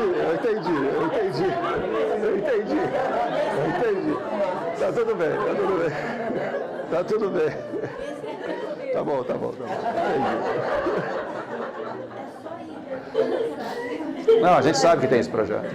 Ele não está prevendo a volta, né? Então você não tem abastecimento para voltar. Tem abastecimento para criar uma comunidade lá, né? Com recursos para você ficar em Marte. É possível, certo? Mas a tecnologia até dá para chegar. Mas ainda tem alguns problemas vibratórios aí para serem quebrados. Não é tão simples quanto parece. Vai demorar alguns meses, né, para chegar até lá, alguns meses. Mas o problema não é bem a viagem, o problema é outras coisas que estão envolvidas aí. Tá? E não está muito claro o que vai fazer, porque se você na viagem gastar muita, consumir muito recurso na viagem, certo? Você vai ter problemas lá. E não está muito claro como eu consigo deixar a pessoa em estado meio vegetativo. Isso que é um dilema para longas distâncias. Isso não está muito bem claro, como fazer a pessoa voltar. Ela sabe como desligar a pessoa, agora volta ela. Ih, caramba, não volta muito bem. Sim, então tem radiação e tem um problema também mecânico nosso, físico, né? Se a gente fica muito tempo em baixa gravidade, certo? O nosso corpo não reage mais. Nós temos sérios problemas. Porque, novamente, o nosso corpo foi, montado para essa gravidade. Aí você vai para um outro mundo que a gravidade é outra. O negócio não vai dar certo. E o grande dilema é o quê? Olha o tempo de meses numa baixa gravidade. O nosso físico não reage bem. Ele começa a falhar, que é o problema que hoje tem na estação espacial. Os astronautas que ficam muito tempo lá voltam com sérias sequelas físicas. Tem que fazer fisioterapia. Tudo começa a ter problemas. Tá? E aí você fala, então não pode ficar muito tempo lá. Não pode, eles ficam um tempo e voltam rápido. Por quê? Se ficar muito tempo, começa a ter problema físico. Não consegue mais se adaptar à Terra. A gravidade é 1/3. Na Lua? 3,8 metros. E daí tem implicação quando você desliga para poder levar do desdobramento do espírito. O que é que acontece? Esse que é o dilema, né? Oi? Bom, os meios de progresso, né? Precisa ver aonde que a gente está pecando mais. A gente sabe que precisa progredir. Esse texto está lá na Gênese. Então, a parte física, né? Por mais que a gente queira progredir, ainda a nossa evolução física ela é lenta e bem devagarzinho. Só que a moral não tem o tempo para esperar. Precisa rápido. Então, por mais que a gente fala, nossa, fisicamente a gente está mudando devagarzinho. Não, a gente entende, isso é lento mesmo. Mas a moral, se a gente não avançar rápido, a gente não fica na transição. Esse é o dilema. Mesmo o físico não acompanhando adequadamente. Hoje o nosso problema maior não é físico. Por mais que a gente reclame das nossas doenças físicas, das dificuldades físicas que a gente tem, o nosso maior problema é moral, é a ética, são os valores, é aí que está pegando. É isso que faz a diferença. Nas nossas relações, no trabalho que é feito aqui na casa, é aí que pega. Esse é o ponto crucial. A nova geração, né, que está acontecendo, né, são espíritos atrasados. Muitos deles que estão vindo são muito atrasados. Por quê? Está vindo lá de baixo, né? E precisa vir. A limpeza que está sendo feita no planeta não é no umbral. Vai ser feita aqui em cima, nessa dimensão. Então, é uma minoria de espíritos que estão no umbral que vão direto para o degredo. Uma minoria. A maioria não vai direto. Ela vai fazer o quê? Ela tem que vir aqui. Primeiro. E daqui, ir. Porque é mais fácil o campo magnético pegar daqui do que pegar de lá. É por isso essa coisa de tá acontecendo. Vai nascer muita gente. Vai dobrar isso. É absurdo, Tony. É difícil viver no mundo de hoje. Já tá... Não é não. Faz a sua parte que você vive bem. As pessoas são muito fáceis. Faz a sua parte.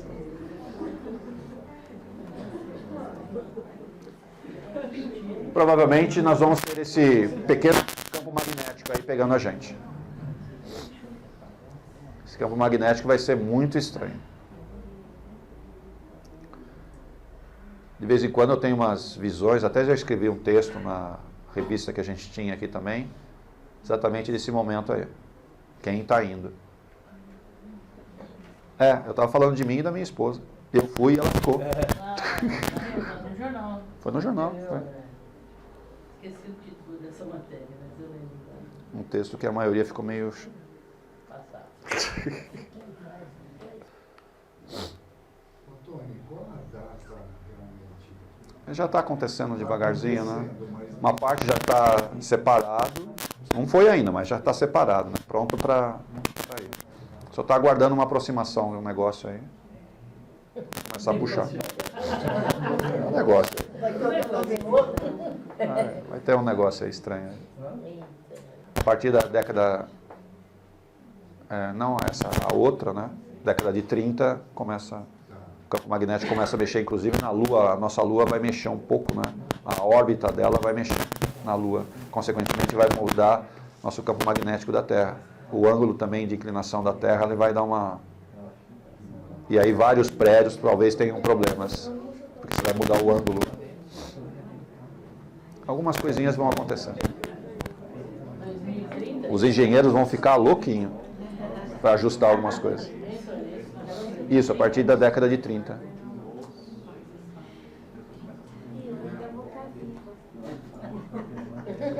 Você e sua amiga?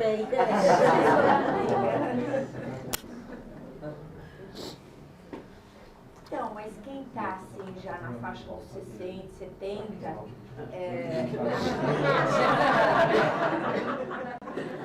70, né? Essa desencarnando praticamente é a última encarnação eventualmente na Terra. Não necessariamente, né? Não necessariamente. Não. Mas diz que vai ficar só um terço. Por quê? Você está achando que vai? Vai pro chupão? Vai não. Ué, você está trabalhando para quê? Eu estou trabalhando. Acelera as questões morais, valores, né? Acelera isso. A chance de ficar é muito grande. Agora, quem não acelera as questões das paixões, do controle das emoções, não lida bem com isso daí, tem grandes chances de ser convidado a se retirar novamente. Mexe. Esse texto mesmo que está na Gênesis, tá vendo? Fala da questão moral, tá vendo? Ou seja, para ir para esse mundo de regeneração, eu tenho que encontrar em mim o quê? A felicidade. Então só os felizes ficarão.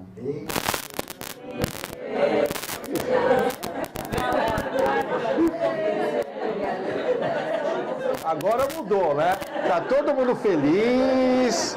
Olha que maravilha, né? Até você, Otávio, também tá feliz agora, cara? Tá todo mundo uma felicidade. Entendi. Que legal, né? Eu sei. Interessante. Quando a gente desencarna, o nosso corpo etérico, ele tem um peso físico, algumas gramas, tá? as pessoas felizes, o corpo etérico, ele pesa menos. Então, o nosso campo de atração está muito vinculado ao nosso corpo etérico. Quantas gramas hoje o seu corpo etérico tem? E não é porque eu sou mais gordinho ou mais magrinho que isso não tem nada a ver com isso. Ufa. Os magrinhos aqui falaram, tô salvo. Não é assim. O pessoal já veio, a Carol, que é a mais magrinha aqui, já tá, tô salva. Não é assim. Não é assim que é feito. As pequenininhas também, tô salvo. Ela não é assim. Ela tem a ver com o quê? A questão da massa que você agrega, ou seja, a densidade. Então não é bem o tamanho do corpo, e sim a densidade do seu corpo etérico. E é isso que tem mais peso ou menos peso. Então, a felicidade faz com que o meu corpo etérico se sutilize, ficando sutil, tem menos agregação, menos massa, e eu não tenho campo magnético, sabe, para ser, dá para entender? Para ser atraído. E aí acontece o que comigo? Eu não desencarno, fico. Então, o meu modelo de desencarne, com esse campo magnético que vai atrair, tem a ver não com o corpo físico, e sim com o corpo etérico. Qual é a massa dele?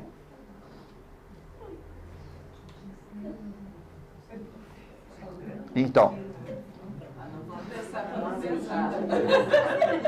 nós estamos instalando a partir de amanhã aqui uma balança do corpo etérico,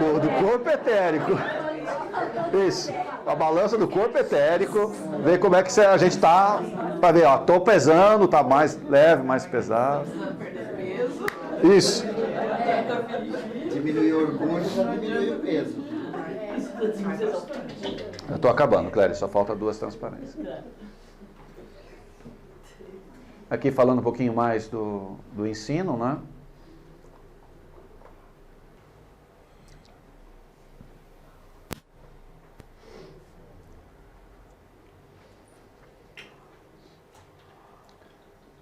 Aqui tem algumas dicas então, para a gente trabalhar um pouquinho mais essas energias.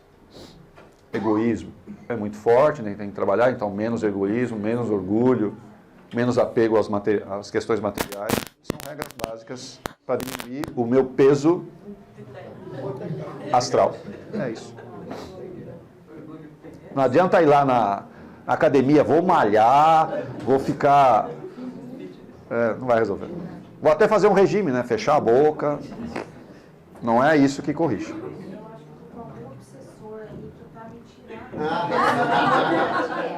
Sério? Entendi.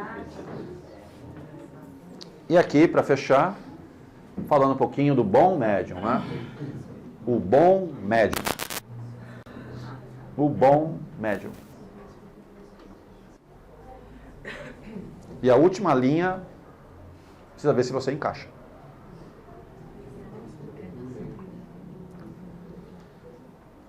É disciplinado e não desanima diante daquilo que a gente encara ou está passando.